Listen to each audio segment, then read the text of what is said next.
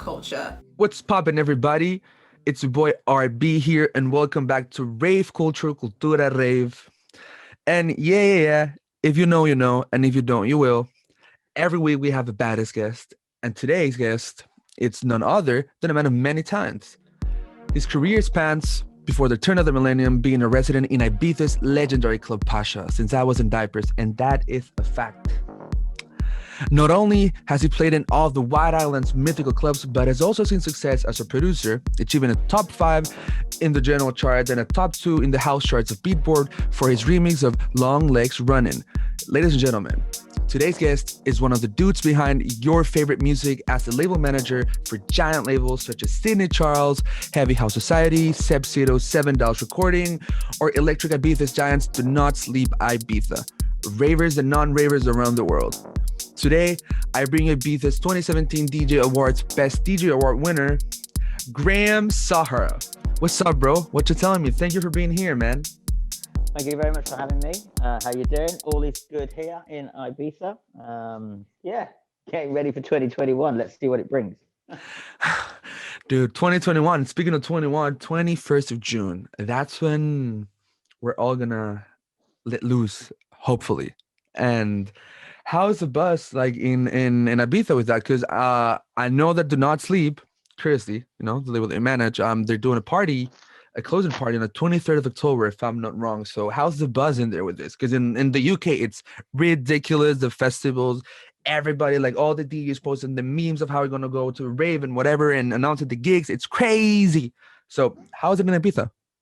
Yeah, well, I mean, here it's an interesting one. You know, people are looking forward. I mean, our whole income here comes from tourism and people coming in the summer and stuff. You know, we obviously want to have things for people to do when they get here, so that's really important. You know, so obviously, Amnesia, Do Not Sleep, they're actively pushing for that, and they're doing it from in a backwards way, shall we say? Because you know, we can't say when.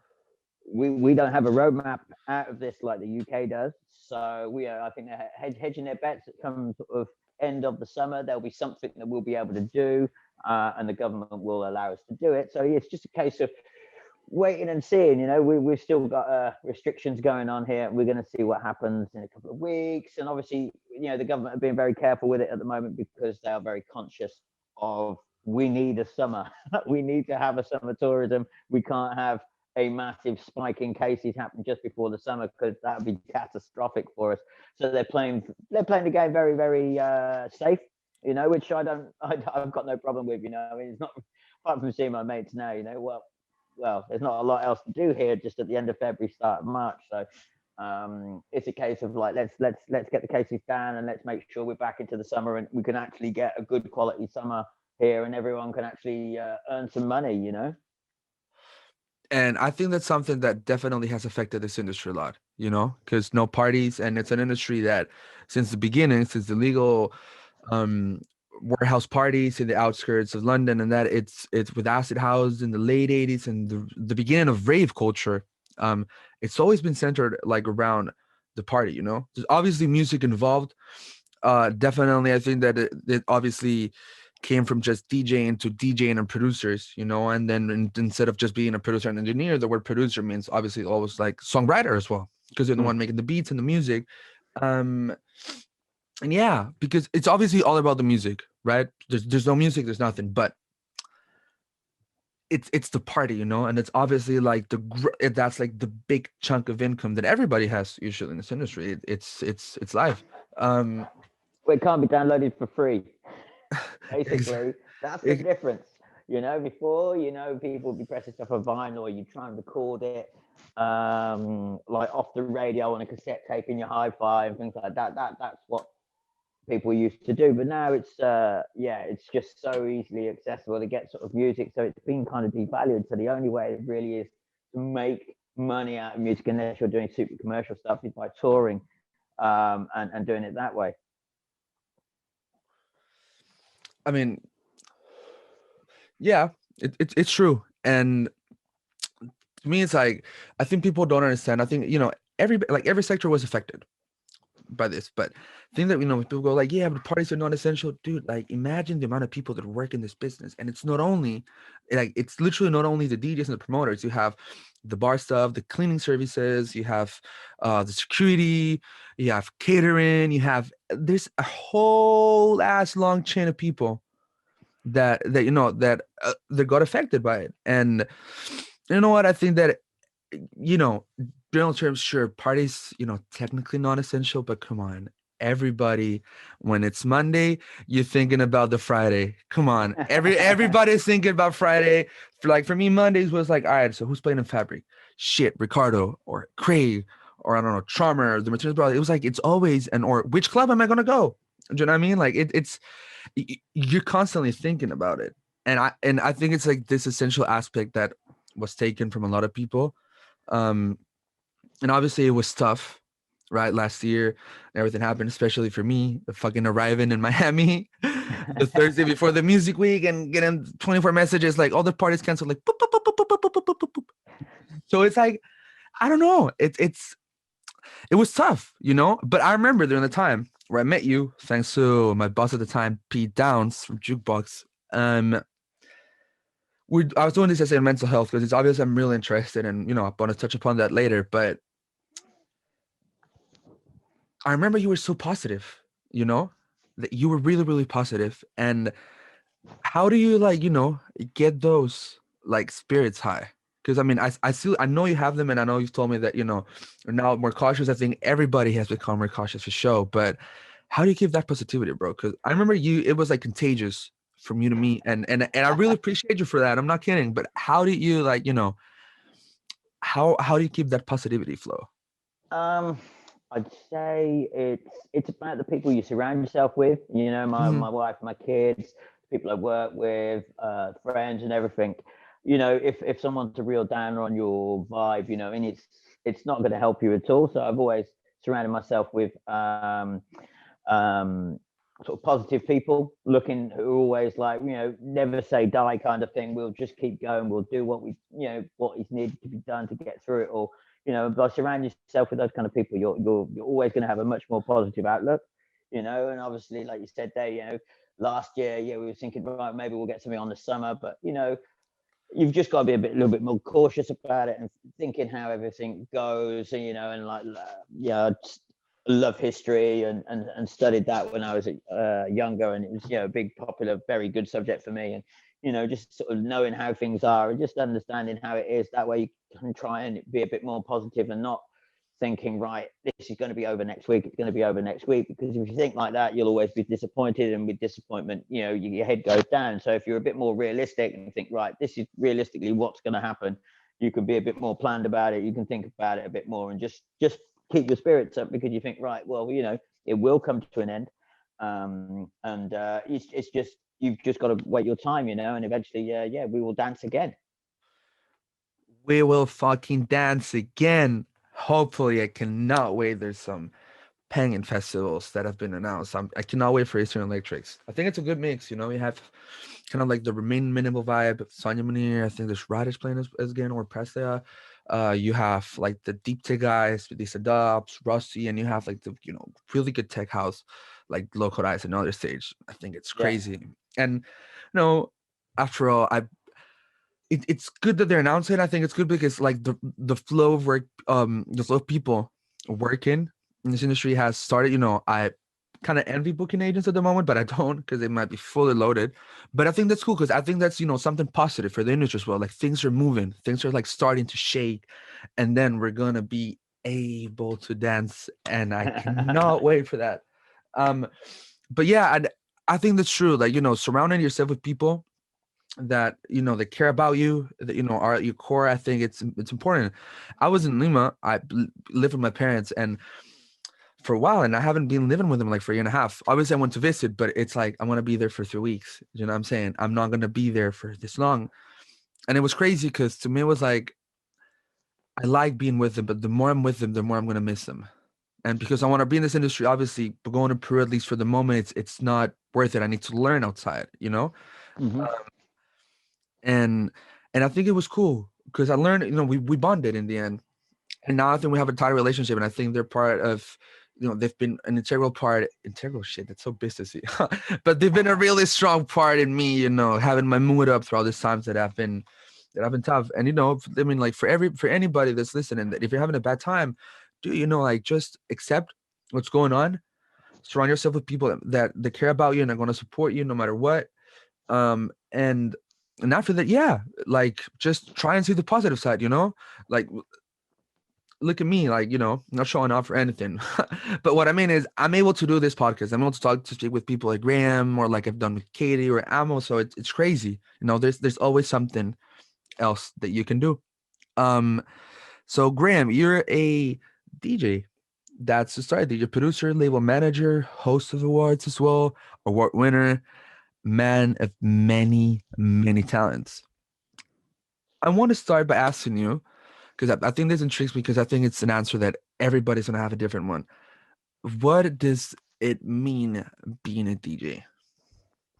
Yeah, I suppose for me, it may probably be different to what someone who's younger would say, just because I started back in the 90s. It was more of a fun thing.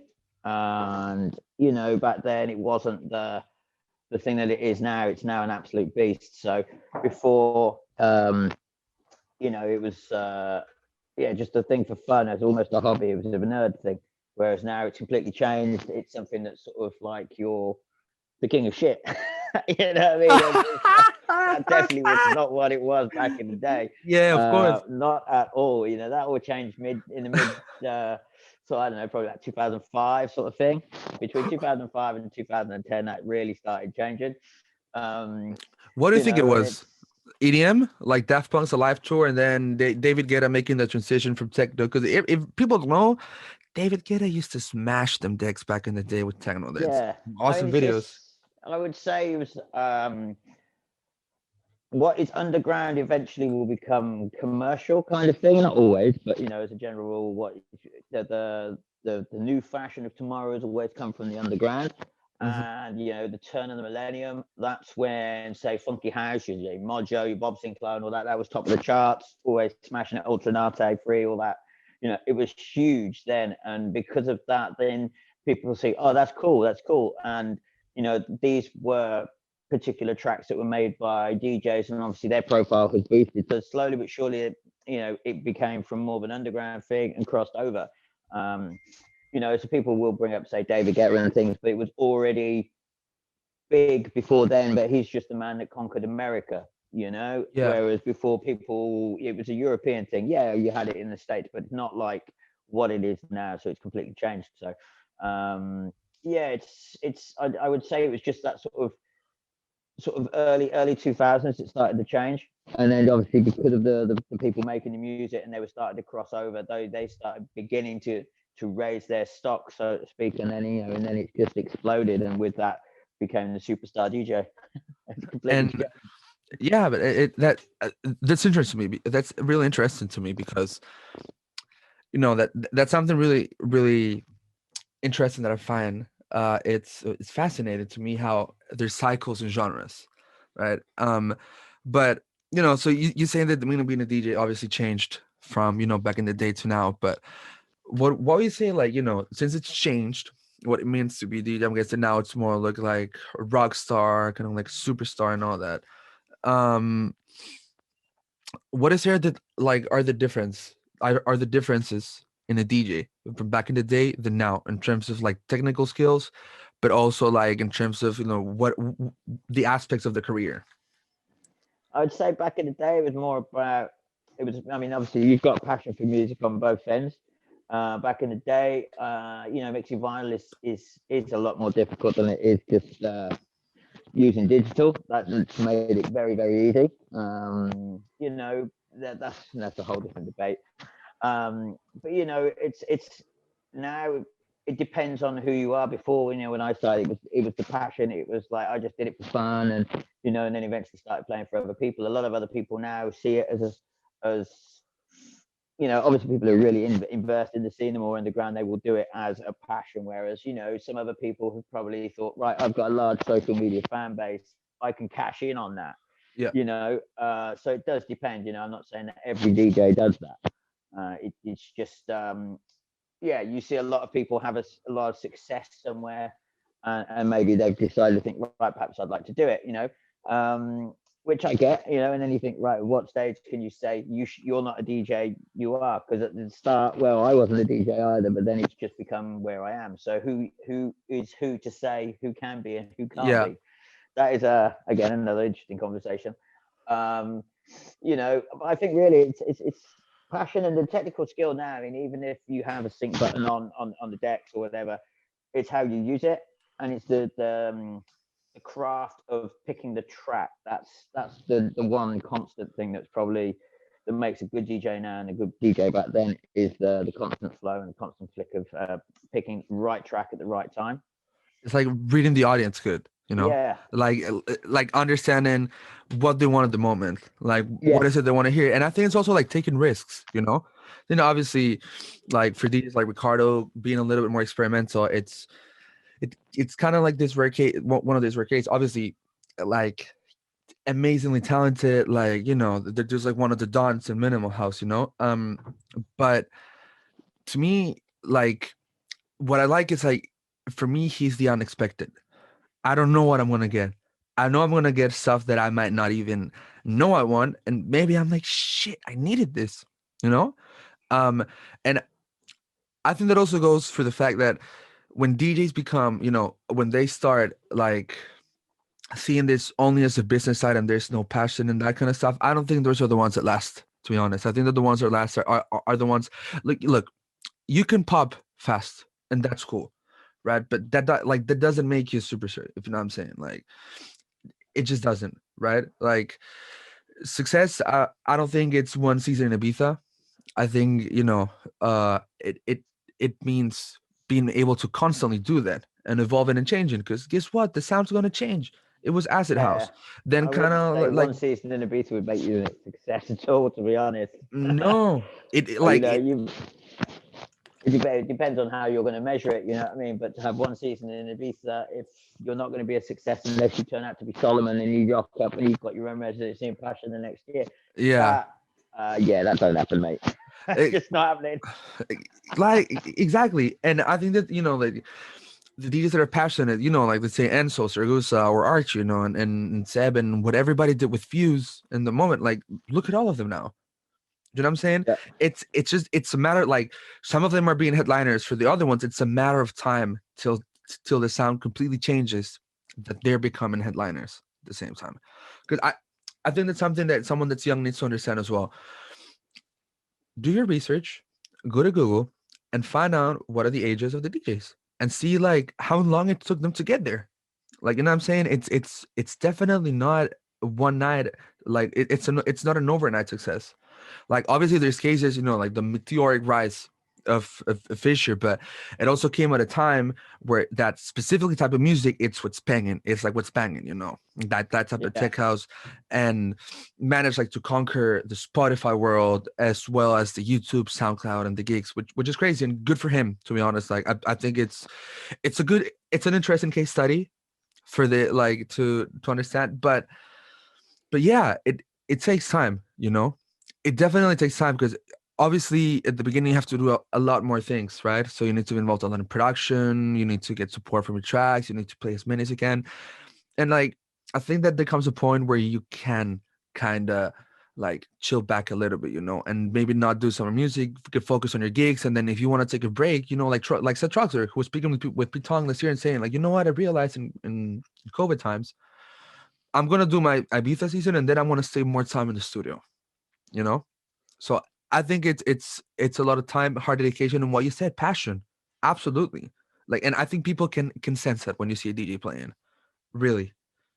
Yeah, because you can tell whether they're just going through the numbers, and just sort of playing the exact. I mean, some people complain about people saying, right, oh, they played the exact same set that they played the night before and things like that. But obviously, a lot of the time they are playing to a completely different crowd. And if you've got a rocking set and it works, well, then I can understand it. You know what I mean? But Mm-hmm. but you will end up going through the numbers, and that does become a little bit boring, and that will show in the way that you respond to the crowd. Yeah. So yeah, I mean, I think a lot of people now, it's just they've just rinsed out the whole right. We just tour. But you've got to have you know, how you can grow. Well, you've got to have a following. How do you get that following?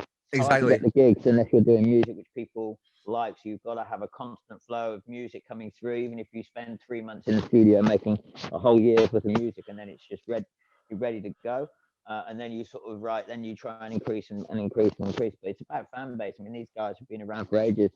Now they're headlining because they've got a large fan base, because they've put in the work previously. You don't just go from zero to Yeah.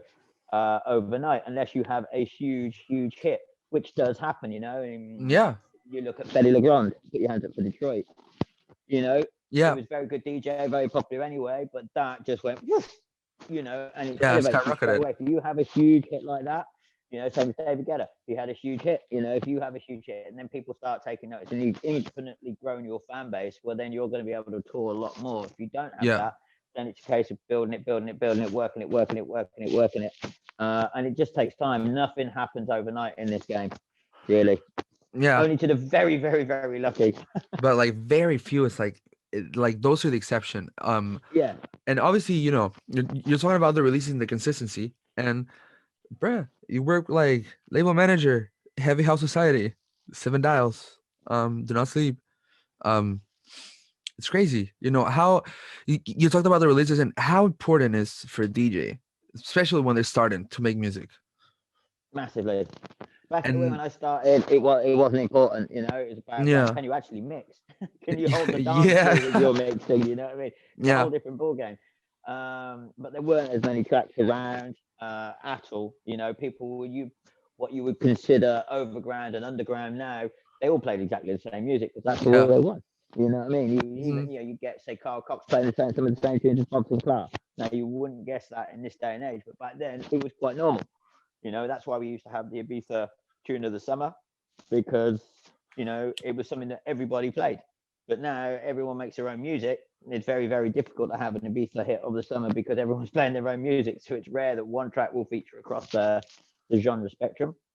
So yeah, with the labels, it's really important to just keep releasing and sort of build your profile. It's not easy to jump onto those kind of labels where you're just going to just instantly drop on there, because again, likewise, they need to have a little bit of profile as well. You can get on there if you've got an absolute weapon, but you've got to sort of build. Everything's building. Get some releases, get some followers. It's like, if you've got no followers, how do you expect the label to sell it? Obviously they've got their fans as well, but Yeah, again, it's not like you're putting it out on Ultra. Ultra have got large amounts of followers, you know what I yeah, mean, or an FFRR. They're huge amounts of followers. A lot of these labels from their own artists, they're not massive labels, but they've got good profile, yeah. which can help elevate you. But obviously, they're not huge in terms of followers. So, you've got to bear this in mind as an artist. You can sort of got to think about it. You've got to try and sell it to the label, because the label's got to try and sell it to elsewhere as well. So you've just got to constantly say, right, we're going to start here and we're going to end here, and that's my plan for the year. So you've just got to start targeting it and say, right, this is what we're going to do. And you've got to think about it methodically and logically. You Yeah. can't just expect to say, right, I'm going to have a quick release on Fuse. Yeah, it takes time to build up. You've got Time. to build your following, because otherwise they're not going to be that interested on somebody completely brand new, because Yeah. how are they going to sell it? They've got to sell this track. They can put it out and they can sell it to their fans, but admittedly, they've got to try and it's not so easy. They don't have a huge fan base who's just going to constantly No, of pick up course. on things. It's of course. It's seven like yeah. You need to build. You need to check what's your strategy. Like you need to go and maybe look into PR. I think PR helps a fucking lot, especially when you're starting. Because when you're big, all the others are gonna go for you. Like they're gonna want you there. But when you're small, you have to go to them. Like you have to tell them, "Oh, I've got this release. This is the story," and find a good angle. Cool. So this is people are gonna be interested in this shit. All right. Like so, I made this track in the studio. No, no, no, no, no, no. Boom. This is a story. All right, a feature. And find a story. Maybe find something like my top 5 tracks. Like if you're a dude from Miami, go to Electronic Group. It's a blog there. If you're Germany and whatnot, Tansley Mindshift. Like just try and look and do your research. And I think one thing you mentioned was good. Consistency. You have to be Yeah. consistent with your releases, and your strategy. Because one of the things that that was interesting. I heard Ben Rao and Josh Baker talking about that in Josh's podcast, Sinto Hub. No, Sintocast, I think it is. They were saying that it is time to, like, not it is time, but there's an opportunity for producers and DJs to do music for Spotify and do their own shit for the underground. And if I look at it, if you look at Jamie Jones, like, Hot Natured, that was electronic music for the house. And Benediction peaked at fucking, I think it was 40 on the UK Billboard charts, which is Yeah. crazy. And it's a really good income stream. Like, that's a good way you can make money, like, doing music that you're not necessarily gonna play, but that you like, that could be for the house.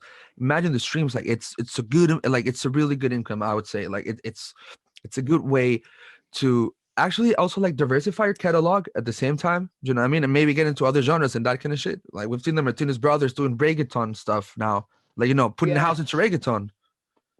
Yeah, I mean, you've got, obviously during this pandemic, there've been no clubs open. So what's the point in making club music? So what a lot of artists have tried to do is like, right, well, okay, people are still going to work. They're still going to work on the underground or the metro and all that. It takes an hour or so to commute to work. So what are they going to do? They're going to listen to their Apple playlist. They're going to listen to their Spotify playlist. So why don't you get some music in for them to enjoy in there? You can still do an underground one, but do something a little bit more overground. Work with a vocalist. Vocalists are itching to work with people, you know. Um, Especially if you've got a bit of a forward thinking plan. It's not like, oh, do you fancy just doing a track? No, we've got an idea here. This is the idea. This is what we want to do. Make a bit of planning. And for the last year, a lot of these guys have been trying to build their Spotify playlist, their Spotify plays as well, just because, it's people still want to have new electronic music to listen to. If they can't go to a club, well, right, well, let's do this. We still want to connect with the fans. Otherwise, what are you going to post all day? Thinking about 2 years ago when I last played. It's a Yeah, bit boring. exactly. Yeah, it's so fucking more to repost that. Something forward, let's look forward and try and create something new and keep people engaged and help them get through the whole pandemic by giving them some quality music to listen to, Exactly. And rather than just wallowing in pity. exactly, yeah. And it's like, not everybody is like, a vinyl head, or not everybody listens to Bandcamp, which I believe is like the closest thing to vinyl that you'll find digitally in terms of like how much underground music there is. So much fucking music. I love that app. Bandcamp, if you're hearing me, you want to collab, I'm down. Like, I fucking love your app. But really, because you find really, really good music that you wouldn't find anywhere else, and in good quality. And it's cool because you can, like, you support the artist. Like, it's not a stream. You're buying it. You're giving them, boom, $2, boom, I don't know, $3 for euros, whatever. But it's supporting the artist. And as a label manager, Graham, sometimes I get into spicy chicken topics in here. And I want to ask you, like, what's the craziest story you've had as a label manager? The craziest story. Yeah, but like, a crazy juicy story that you had as a label manager, something that like stands out to maybe in the studio. I don't know. Well, that's a difficult one. I mean, normally, label managers don't get really stuck into that kind of thing. Okay. Um, normally just ordinarily sorting out like release schedule disasters. It's like, what have you done? What have you Yeah. done? Yeah. That is the most juicy part of it. Getting angry with someone for having two releases on the same day or things like that. That's a massive no-no. Um, you How know, how how how spicy can it get when something like that happens? Like, a couple of private messages flying around the place. So we'll stay private. People get upset by things like that, Yeah, Because yeah. I mean, think about it. You've just put a load of money in. Obviously, the artist has put a lot of time and effort into making the track. That's Yeah. great, And obviously, the label will put a lot of time and effort and money into releasing that track. Now, obviously, if someone just not being so careful with their planning and it happens to drop two at the same time, then Yeah. neither label is going to be very happy about it, especially when they put a load of money behind it, because Yeah. both are going to do badly, because obviously you can only They're gonna both eat each compete. other, literally. Yeah, 100%. And I've had people do it with multiple releases on the same day, and I was furious. It's like, right, you basically just ruined every single one of those. They're really Yeah. great tracks, every single is fire, but you can't do that. And if you don't control yourself and you don't look after that and be very particular about what comes out when, then you'll never chart. Yeah. because you're just people will buy, oh, two people will buy that one, two people buy that one, two people buy that one. Or you could have had six buy the same one and then it goes up in the chart. Or you could have done an 50 or album. 60 if you want, so you need to get chart places to grow as an artist. Yeah. So people see you and say, hey, this guy's always charting, he's always number one, we need this guy on our label. And if you've got 3 tracks out at the same time, you are never going to get that. In fact, you're never going to chart because they're Yeah. all eating each other, and so you'll never grow. So you've got to be really, again, it comes down to scratch. You've got to be really rather careful with that, and there's quite a lot of artists who aren't careful with that. All right, so that's the label manager. So I want to let's get, because I'm wondering, you've played with Pacha for a long ass time, right? And you've been DJing for a lot of time. What is the craziest airport story you can tell me about traveling?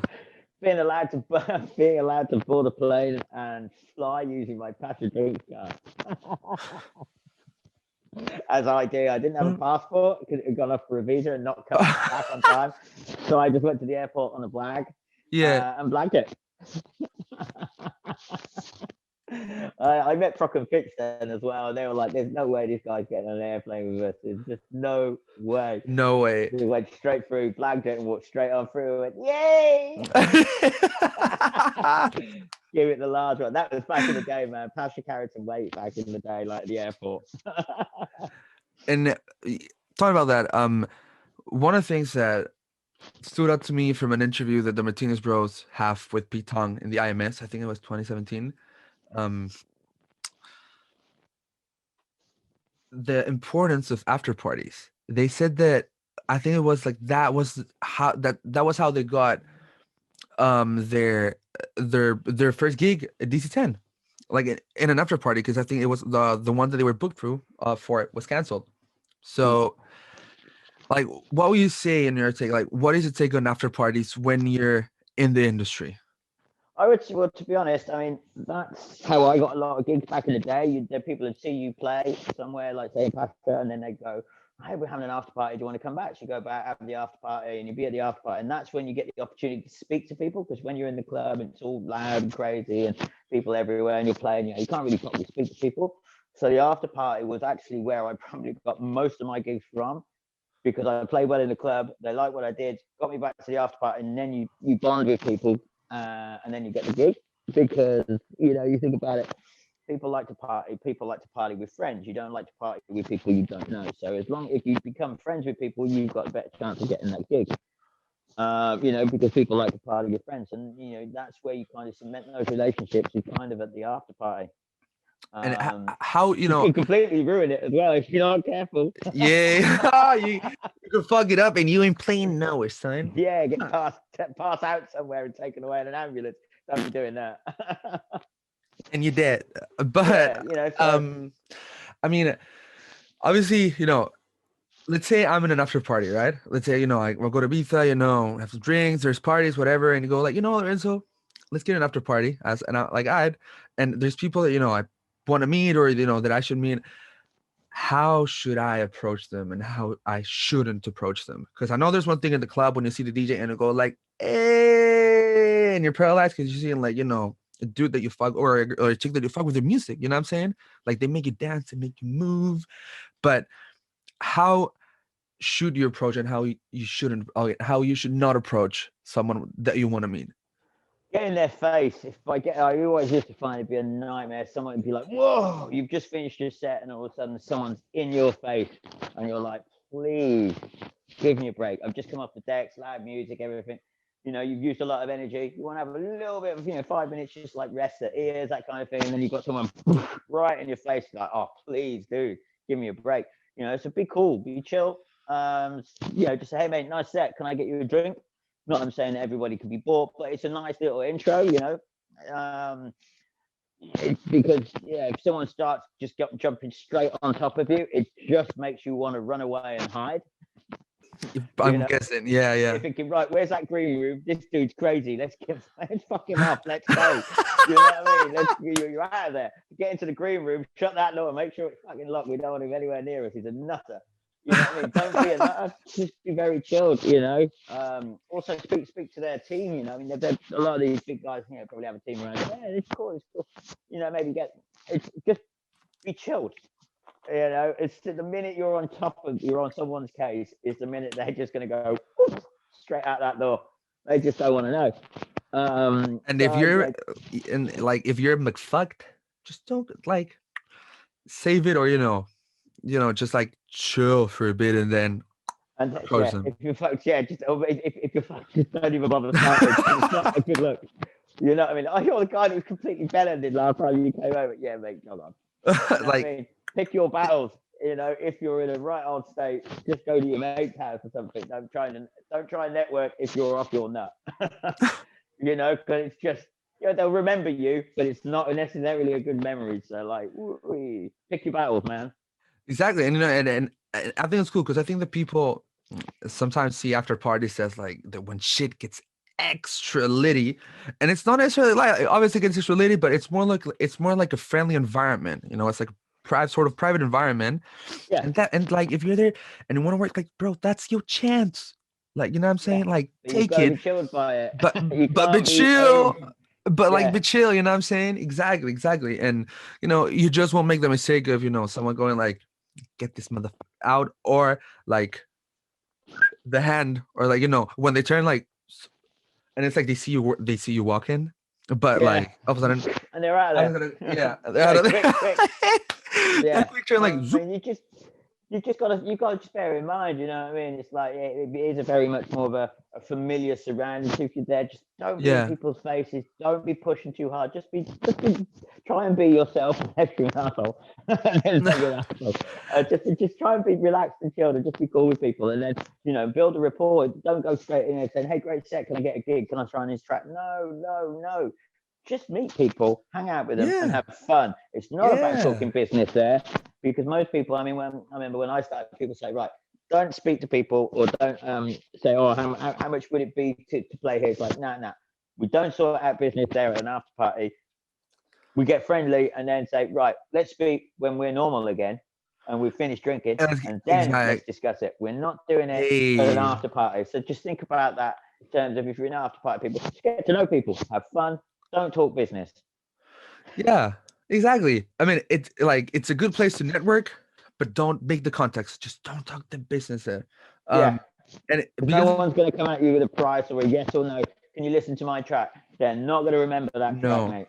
It's not going to happen. No, but say, hey, can I send it to you in a couple of days when we calm down? It's been great hanging out with you, things like that. Cool. Get the email and then send it to them. But you can't push business in an after party. No, and you can build a relationship. Exactly, which it's fucking important. Like, relationships are like, this is gonna sound bad, but I don't know if it's bad or not. But relationships are like, they're the best type of currency you can have. Literally, literally, they can help you grow as a person, or it can be a business contact. But either way, it helps. And speaking about that, because it's after parties, and I still haven't been to one like proper after party, like that. How crazy does it get there? Sorry? How crazy does it get over there? Well, it can get quite crazy. Really? Yeah. What's the craziest thing you've seen? It depends on who you're with, or I mean, who you're with, and where you're at. What's the craziest thing you've seen in an after party? No names, no nothing. Snitches get themselves. Snitches get fucking stitches. But what's the craziest thing you've seen? Slight accidents and trying to be too bravo. And it's just like, oh mate, you've just made a right faux pas there. Giving it a large round bottles of vodka, like, ooh. It wasn't me either.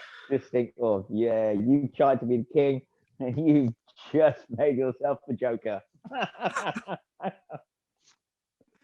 It's like it's one of the things, like, it's 50-50. Like, if you do it, hey, you're McLit. If you don't do it, shit, you better get the fuck out. Quick. Exactly. All right, but coming back to serious topics. I hope you all love the banter, people. But it's good. It's good info though, you know. I think it's really good to understand what's the role of after parties. That it's not only like the place to get absolutely smashed. Like, yeah, you can, but try to build relationships, you know, and that kind of shit. And it's definitely gonna help you a lot. Um, we're talking about DJs only having a season in Ibiza, and, you know, thinking this is success and that it takes a long time. But I forgot to ask you one thing. How would you define success in this industry?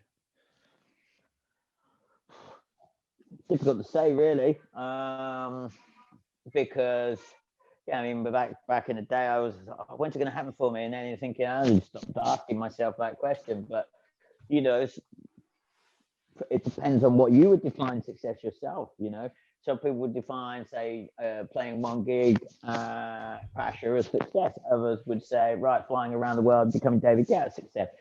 It's different. You can't really put a thing on success. You know, Right. it's just, Yeah. are you happy?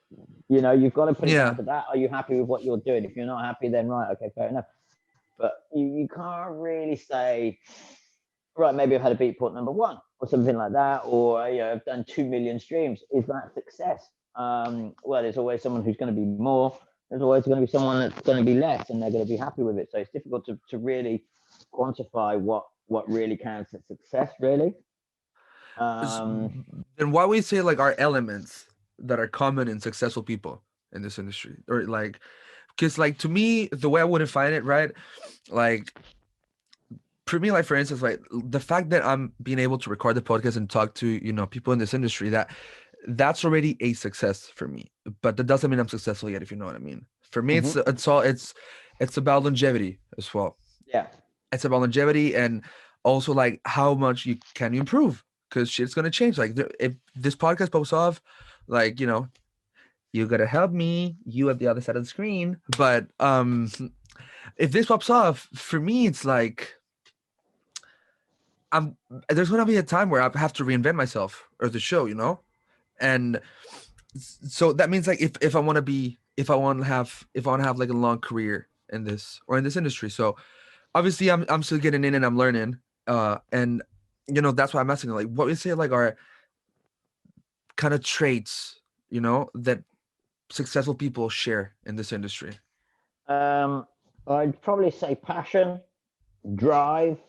You know, people are very driven. They want to be a success, and they keep looking for it, and they keep right and innovative. You know, you've got to be innovative, not just copy everybody else. You know, because that's, as one wise man said, you know, why it's a lot harder to conquer the mountain that someone is already sat on top of, rather than go and take the empty mountain there.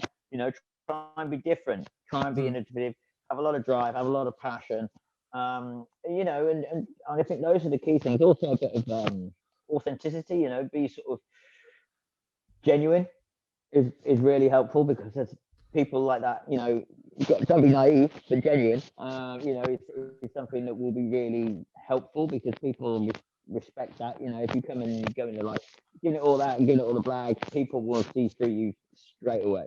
You know, but being passionate about it, having a lot of drive, trying to do something yourself, you know, and having your own ideas, and just being genuine about it. That is, I'd say, something that's a key trait for most people in the industry that are doing really well.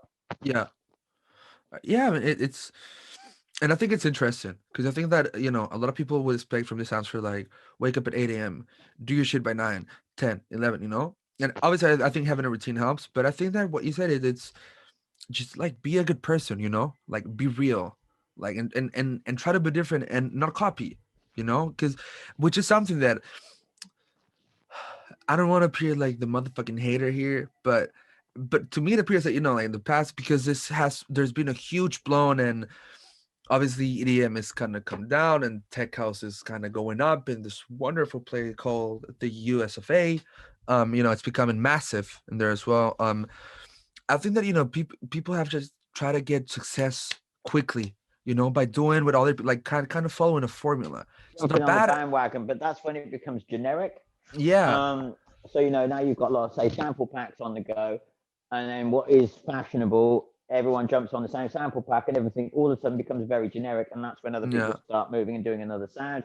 So which is what I mean. It's like, right, you can try and become the top of the mountain where someone who's doing tech house has now become popular and you're now going to follow, but you'll never be as big as them because you're still following them. You need to find your Exactly. own mountain, get on top, and then you'll be and be Mm. that person in the first place. Follow what you want to do and what Mm-hmm. your passion is, and so that's what I'm doing.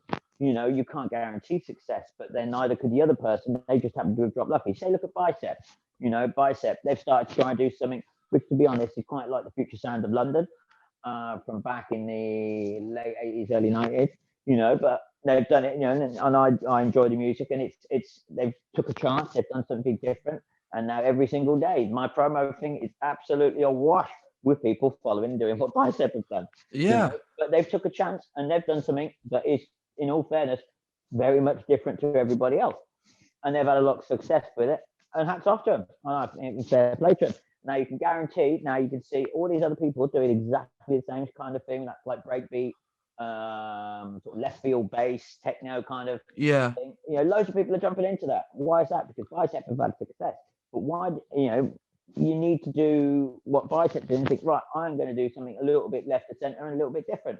Yeah. Right. And if you do it and you do it well, then you'll be at the top of the mountain. And everyone, instead of saying, oh, you're trying to be like Bicep, you will be Bicep, if you get my meaning. Yeah. You've Yeah. got to Yeah. be at the top of the pile. It, So it people imitate you rather than you are imitating somebody else. it's like inspiring, Mm. like when you see, let's say, like the Martinez brothers, like they're coming with this housey, tropical kind of Latino vibes, but also those disco and kind of like the techie vibe. When you see Ricardo, you're getting minimal, 100% minimal house, but you might be minimal house, minimal techno, but you don't know what you're getting within the structure. But he has his own thing. With Marco, you're getting fucking hugest party, and you're gonna dance all night long. When you see someone like localized, even his image, like how he dresses, how like the sound, and it makes sense with the story that he came from a hip hop background, and you could see like when he's scratching sometimes playing, you know, I think that take inspiration, obviously, but try and do your own shit, and I think that's how people are gonna, start fucking with you. But talking about like, what do you think it's the current state of the industry in terms of that? What, people copying each other? Like the musical state of the industry right now.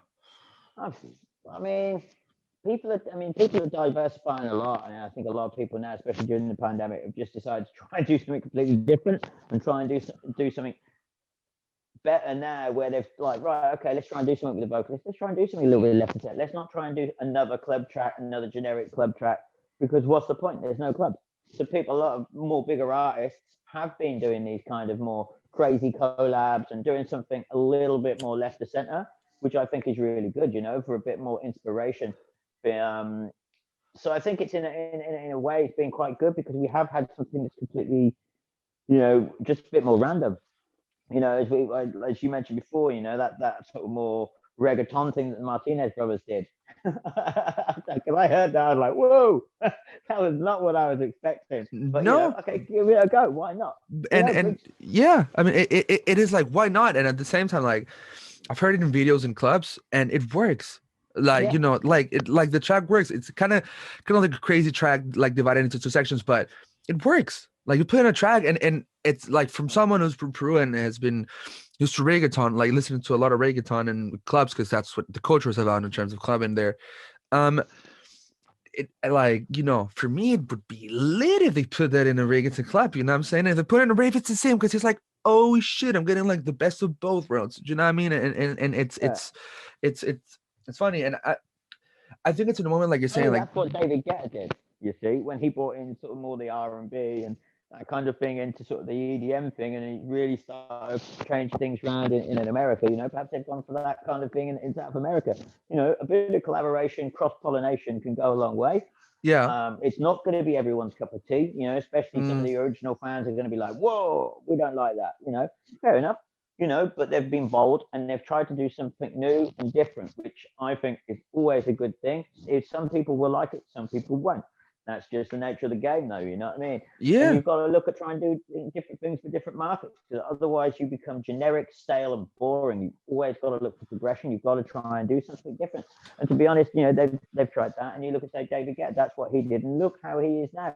He's very, very commercial. And if you know, a lot of people maybe more underground and not understand it from a business point of view, and they're very, oh, I just want my deep minimal tech, and it's like, that's cool.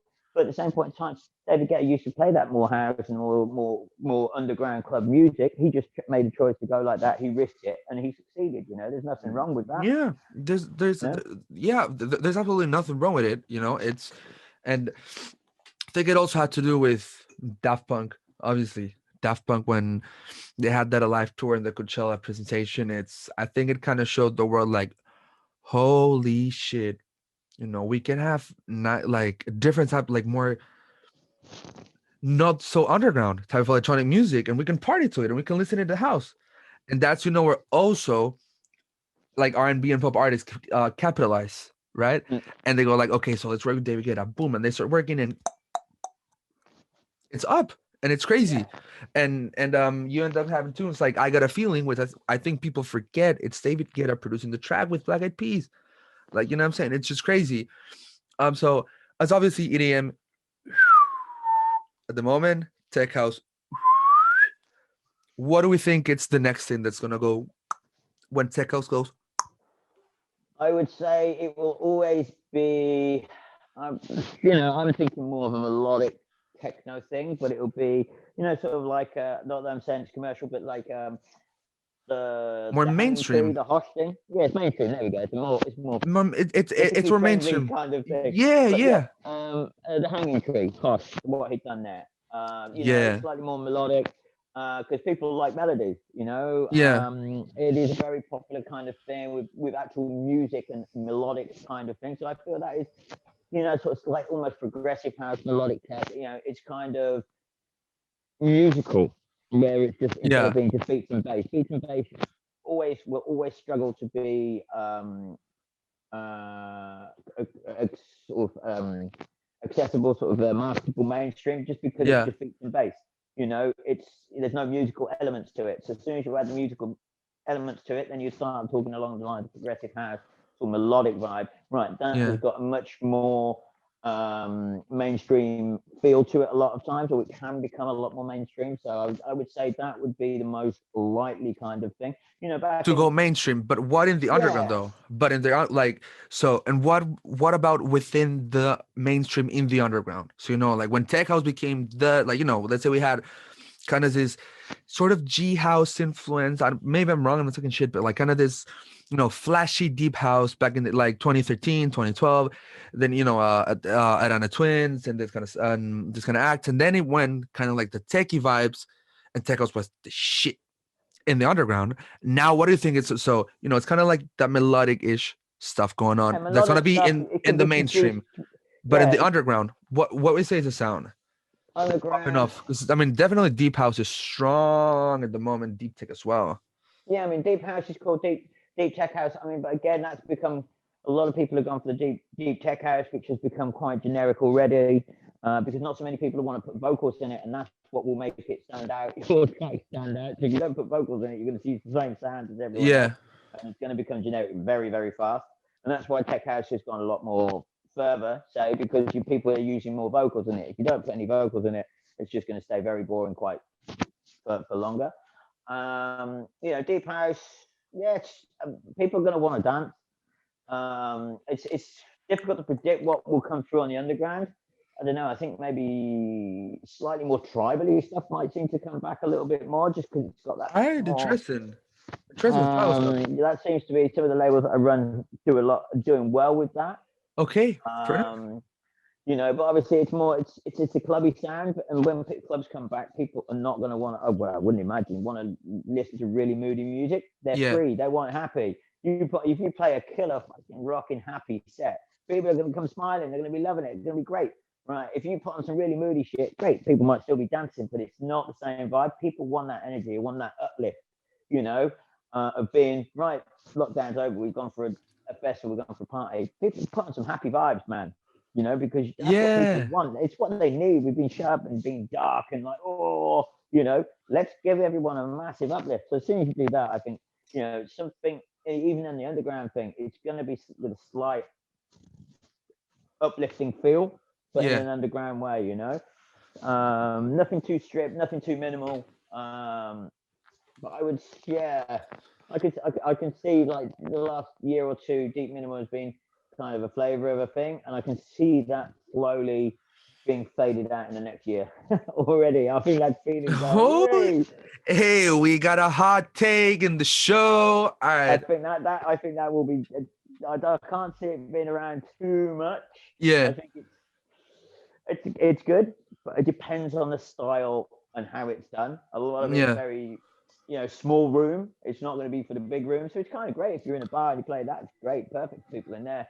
I don't know. I think people are going to want a bigger sound to keep it on the underground level. You know, bigger sound if it, you know, it's club stuff and that.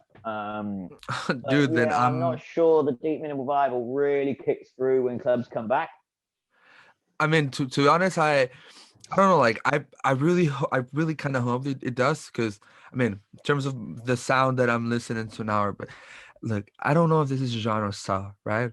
I got no clue. But what I can say is, as I would describe it, like electro minimal with breakbeat. That's what it's right now at the moment. I don't know. There's something about like that change in the beat that's not like boom boom. It's sort of like, and Got it a kind of shuffle, a bit of groove. yeah, like the little bit of groove, and obviously minimal, but you know, you gotta love a good bass line and a really, really, really nice as hi hat. Like, if it's preferably closed. Oh It depends. It depends on where you're going to listen to it. You see, that's the yeah, thing. I mean, that's what I'm thinking is what will lead and push the underground. I mean, like that demon stuff. It's great, but you ain't going to get that in a big festival. It doesn't sound no, as good on a big festival sound system as pumping techno. You know, because of the stripped way and the way it's produced. So it depends on where you'll you're going to get go. it in different places. You know, like I'm thinking one of the biggest ones is Sunwaves. It's one of the biggest places Yeah, you'll get. And for anybody that doesn't know it, I haven't been there. I think it's definitely one of my bucket lists as soon as we can go. Um, it's just, you know, it's a nice festival, and they've actually got, like, you know, kind of this more techy stage now at the same time, so it's like the best of both worlds. But yeah, it's true. I mean, it's obviously there's I've not many of those sort of festivals around. A lot of them are no. in more in the clubs. They're not. You know, I mean, if you look at people who go, why the festivals always look like they got the same thing because they've got a big sound. You know, some ways does very well. There's a couple of others like Unum as well. Oh, Ornaments, Um, an episode as well. Episode has it yeah, as you know, well. there's a few of Yeah, these around. Don't get me wrong. I'm not saying that the sound is great, Caprice as but you know, well. it's not something that's going to be huge. You know what I mean? Yeah, Yeah, it's got a niche thing, and these are the little places if you want that niche vibe. Yeah, perfect. I can't imagine yeah. it being going bigger. No, no, it's not gonna go be, and I don't think it's gonna, like, I really hope it does. Right, I think it's gonna grow within the underground. I think it's already growing with labels such as Yoyaku helping this kind of shit with like this kind of like the French minimum house, which is absolutely ridiculous. It just me crazy. But like, it's music, you know, some of my friends go like, dude, like, you know, I like this for the house, but in the club it doesn't give me like that that, you know, tech house or techno gives you. Me on a personal level, I appreciate all the work that any DJ or producer does, but techno's a little bit too intense for me. If we're talking about industrial techno and that kind of stuff, minimal, I can Yeah. listen to it for hours and hours. And melodic, people like melodies, I think, are more like, you know, more rhythmic, if you know what I mean, in terms of Mhm. that. And but that's cool because it shows the diversity in the industry, and also like I think it kind of, in terms of the genres, I think it promoters take a real important role as well, because if they're the ones that are showcasing new acts, it's like they're taking a risk, and maybe people will fuck, you know, it's like you get that chance, like we're saying in the after party, like 50-50, you bomb or you'll go down. Like, if you can make something different that stands out, you might win a whole crowd, if you know what I mean, because like you have artists like Ricardo that can play in Kappa Futur and in a huge stage, but it's not a lot of them, but you know what I'm saying, like, and yeah, and I think it'll help, you know, and hopefully this shit would open this summer and we're gonna get all litty. Obviously, I hope I can see you definitely in Ibiza during the summer. It's be wonderful. But yeah, no worries about the little friend. But yeah, honestly, I really hope it opens. And yeah, we've actually made it to the end, Mr. Graham Sahara. I think it's been an interesting chat. Yeah. You all see that this is an hour, but you'll see in the clips that it was a little bit more than an hour. It was just insane. It was crazy. Like, you'll see. Instead of my dark broom cupboard. But yeah, Graham, really appreciate you for this. You know, I've done a lot.